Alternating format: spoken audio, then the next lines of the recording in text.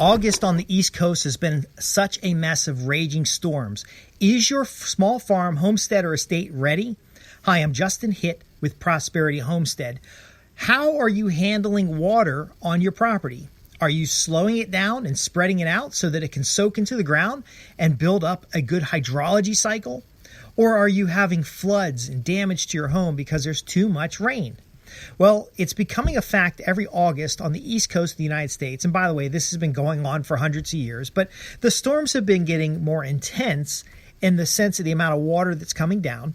And land has not been keeping up with the design elements necessary to move water into productive use. Now, what's commonly done? Well, most communities try to get the water off the surface as quickly as possible. They're going to run the surface water off the road into a stormwater drain that's going to then pipe out into the woods and dump into the woods. What happens? Well, it causes erosion in the woods. It causes a lot of chemicals and materials from the road going out into the stormwater basin. And a lot of older communities have this problem as well because they don't have catchments and other types of lagoons or detention areas to catch this water and settle out the waste. What happens in my particular community is that these heavy rains cause sand and clay to flow down the river into ponds. Those ponds then get more shallow, and overall, they start gunking up. They start getting biological activity from the nitrogen that's washed off people's properties, and so on, and so on, and so on. Now, we know these things happen, and we have examples of how to solve these problems, but why don't they get implemented? Well, first off, that typical homeowner wouldn't know an environmentally well-designed home if it was magically dropped upon them. And they not even if they're told. When they look at an area that perhaps has tall grass at the outflow point of a drain, they often think that should be cut down, where that grass actually, those reeds or that grass actually works as a buffer so you can absorb the storm water rather than having it move quickly across soil. They don't understand detention trenching or drain systems, where rather than moving water down slope, you're moving water across the slopes into catch basins, and then those catch basins overflow into the next catch basin. And what you're actually doing there is you're slowing down the velocity of the water and taking more of the nutrients and material out of the water as it travels to its ultimate location. And ideally, if you can get water using swales and earthworks to move across your property as slow as possible, you'll get seepage into the ground that will prevent you from having to water. I'm working on a particular farm. I'm a volunteer for this nonprofit, and we designed the upper half of the garden area to be a trench and mound system. So the walking paths are trenches. They're literally a foot deep in some cases. They have a level contour bottom to them. But ultimately, when it rains, these ditches or trenches fill up with water, and then they overflow and cascade down the slope. And what we have not had happen yet is enough rain that it would flood the down slope. What usually happens is the mound where we're planting absorbs all that water, and it really becomes a sponge and then soaks that water into the ground. Now, what is this doing to our hydrology? Well, hydrology is how the water moves through land. Rather than moving the water over the surface of the land, we're now moving the water underground. Now, hopefully, most of it goes straight down underground into an aquifer, and we're recharging the aquifer, but that's not really how water works. It could take 20 years to get surface water all the way down into an aquifer. But because we've built these mounds, and we have vegetation growing on them, what most often happens is the paths will fill up with water, they'll soak into the mounds, the vegetation gets a boost, so we don't have to really water anything, the vegetation grows, and then we get an overabundance of vegetation. Now, we've got a combination of vegetables and cover crops, grasses, different things on these mounds, so it allows us to then cut off the biomass that grows on the mounds and use it as a mulch on the mound as we grow productive crops. Now, it doesn't always work perfect. Sometimes when you're cutting on contour to make these trenches so that the water spreads out as far as possible, you might have trenches or paths that are wider in some places than others. So it could take a couple years to make those beds ideal for your situation.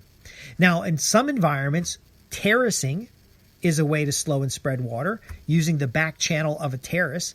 And mind you, if you don't know what these terms are, we've covered all these terms in other programs. I'll be more than happy to answer any specific questions you have. But a terrace is a level flat space that has a back channel that's on contour, and it allows you to kind of level off sloping areas without a lot of excavation work. It gives you great wide garden spaces. Now, around your house, there's things to consider about how your downspouts work. Now, moving the water quickly away from the foundation of your house is a really good idea. But once it's moved away from the foundation of your house, where do you direct it? Do you direct it in such a way that it can water trees and plants in the property? Can you lead that water into a rain catchment system so that during the dry season, on the East Coast we have a dry season, but in other areas the most of the year is dry. But can you capture that water and use it to carry it over into a new season?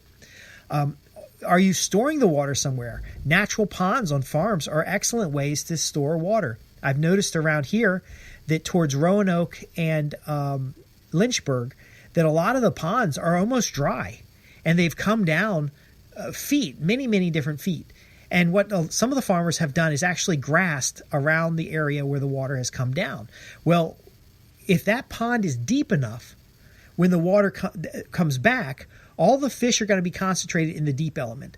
But when it comes back, that water is going to overflow the grass or any crop that was grown in the edges of the pond, and it'll give habitat for those fish. So during the dry season, the fish are protected by the deep well of the pond. But during the wet season, the fish are able to have more breeding ground by the shallow areas that have grass growing in them. Now, in some environments, this could be rice. In other environments, you just want to simply use cattail or other types of crops. I've even seen in one case where a farmer had a shallow pond with a very deep basin.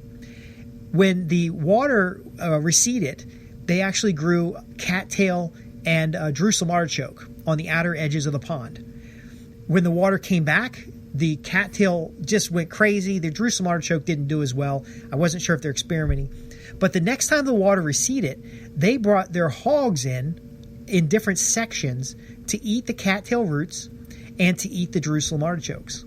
Now, I'm not clear whether they impounded the hogs on sections where they are completely in the pond or they were also on the land itself, but the concept is they were growing food in a space that didn't have water.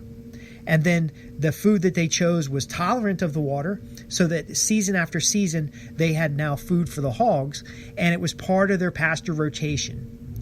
So this could be as simple as a round pond with that has a long, shallow outside to it, a big, wide dam, and then a post in the middle where you can move your temporary fencing around so that the animals, kind of like a pie shape, can get in there and enjoy both the water that you're making available and your food stuff. Now, remember, if you're going to put hogs in a pond or in the edges of the pond, they will wallow in it, and eventually they're going to seal the pond and nothing's going to grow in it. But that's fine. It could be a part of that regenerative process you use to restore an old pond that was filled with silt. So instead of bringing in heavy equipment, you actually are going to utilize and gain pounds of meat coming off of it by how you adapt and use the pond itself. So let me summarize what we're talking about here. For your small farm, homestead, or estate, you want to document water problems. Where does it get too wet? Where is there water flow? Where are there areas of erosion? Where are there areas that are too dry? You can then use this map to look at how water interacts with your property and how your seasonal rains or dry spells can be mitigated to provide you a better solution for irrigation, for animals, for yourself. Now, when I look at a property, I want to know its highest point. I want to know its lowest point. I want to know any place where there are already ditches or trenches. I want to know any place where the contour crosses a ditch or trench. So the contour is moving across the property, and then it comes to a point where there's a long ditch. Okay, so the contours are great places to put ditch and mound systems or earthworks and swales, and the existing washout point is where water is already accumulating from the other parts of the watershed. You want to manage erosion, but you also want to be looking at the interactions you want to have with the land. So having a pond, why do you want to have a pond? If you want a pond so that you can go fishing, Great. That's a different kind of pond than a pond where you might be allowing the water to recede in the dry season to have additional crop space. You may have a sediment problem where perhaps that pond is surrounded by cattle pastures and that pond is collecting a lot of the nutrient runoff, and now you have super nutrient water but nothing to do with it. Maybe it's a pond that has ducks in it. Well, what do you do with that water in order to get the nutrient out before it goes into a stream system? And so that's when you're looking at like paddock systems. So you can actually collect that water on terraces, move the animals across the land on terraces. The water that runs off the terraces goes into an impounding pond. That impounding pond has a long swale so you can run ducks or other animals in that. And then below that you might have food crops. So you have a natural nitrogen leachant from upslope to downslope, but downslope you have crops to absorb that nitrogen before it leaves your property.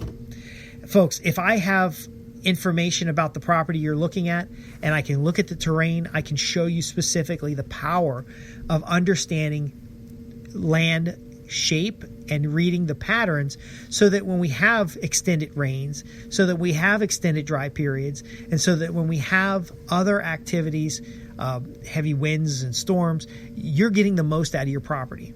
Now, I assure you, though, and this is why I introduced the concept, that most people who look at this are not going to understand it.